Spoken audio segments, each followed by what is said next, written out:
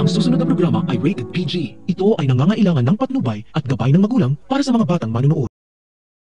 Sa isang iglap, biglang gumuho ang mundo ni Emma nang hulihin siya ng mga pulis dahil pinagbintangan siyang ninakaw niya ang kwentas ni Mookie sa loob ng bahay ni Olive.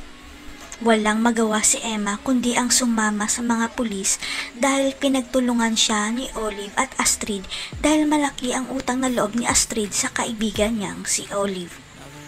Ang pagtulong kay Olive na ipakulong si Emma ang nakikitang paraan ni Astrid para pagkatiwalaan siya muli ni Olive at para na rin malaman pa rin niya ang kalagayan ni Mookie.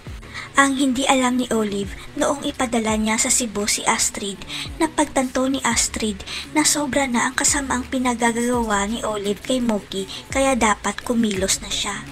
Kaya sekretong pinahanap ni Astrid ang tunay na ina ni Mookie dahil naniniwala siya na ang tunay na ina ni Mookie lang ang makakaligtas sa anak niya laban kay Olive.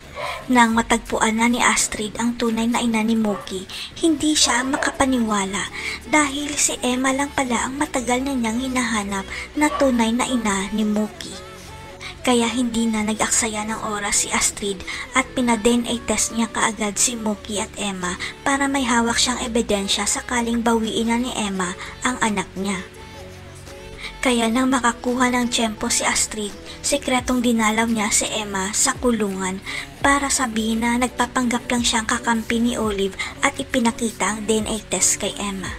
Mababawi na kaya ni Emma si Mookie dahil tutulungan siya ni Astrid? Hihingi kaya ng tulong si Mookie sa kakambal ni Olive para palayain si Emma? Abangan.